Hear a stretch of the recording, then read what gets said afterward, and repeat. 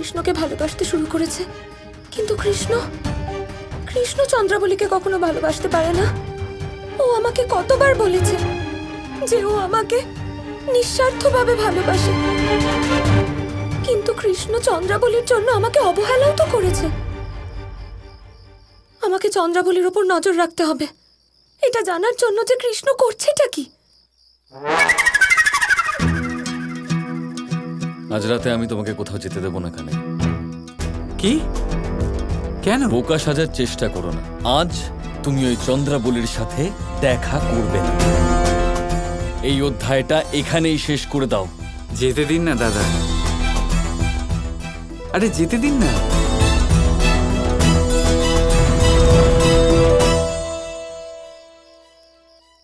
চেষ্টা করতে চাও তো করো।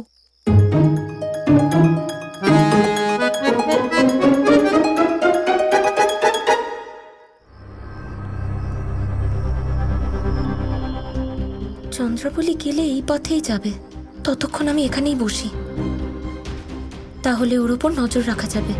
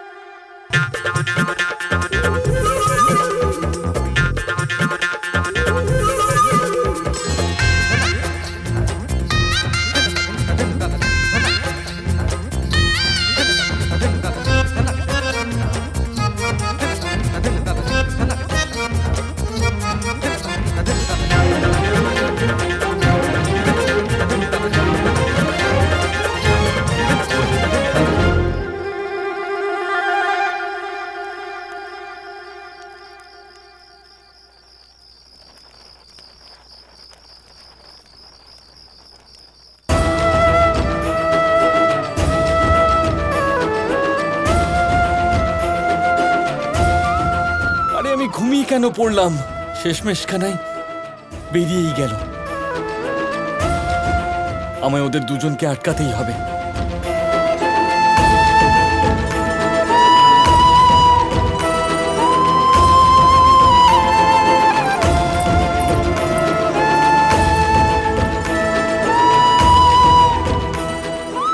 চন্দ্রাবলী,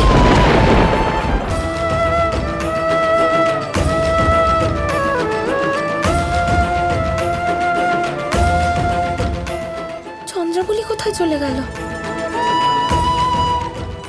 এবার ওকে খোঁজার একটাই উপায়, ওই বাঁশির সুরের দিকে যেতে হবে।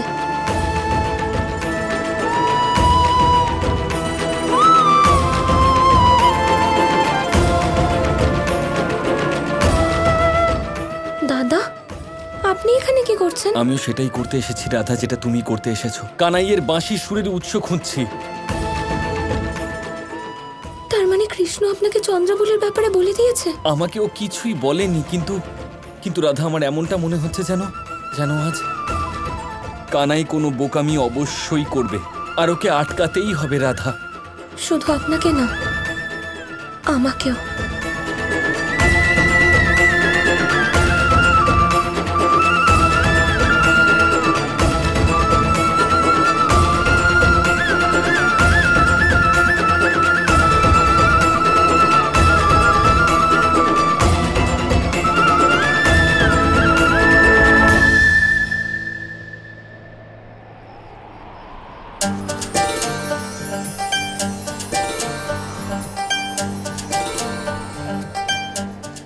আসুন, বসুন।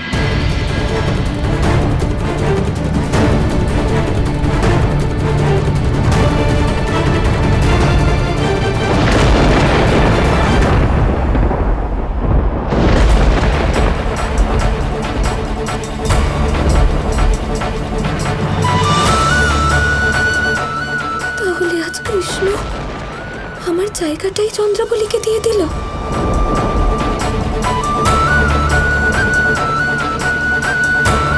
আরে কানাই এটা কি করছে?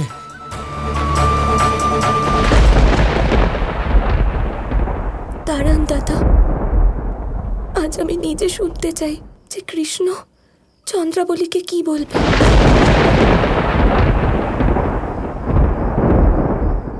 ধন্যবাদ কৃষ্ণ, এত মধুর বাঁশি বাজানোর জন্য আর আমাকে এখানে ডাকার জন্য।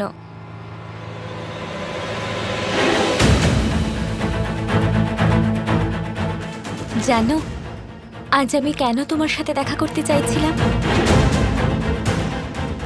এটার পিছনে একটা ভীষণ গুরুত্বপূর্ণ কারণ আছে।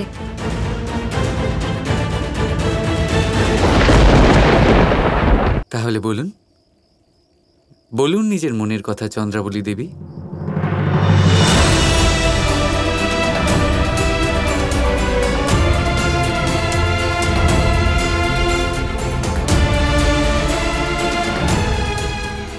আসলে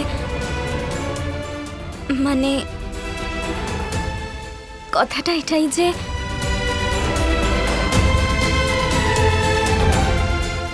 কৃষ্ণ, আমি তোমাকে জানি না কখন আর কিভাবে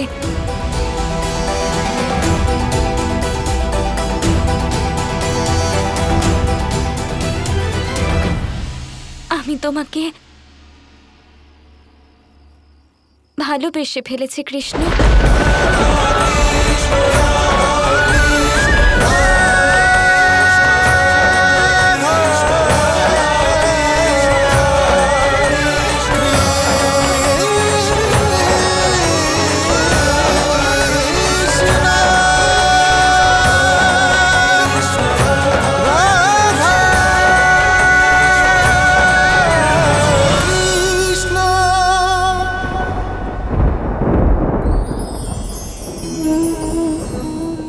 জীবন থাকলে লক্ষ্য অবশ্যই থাকবে।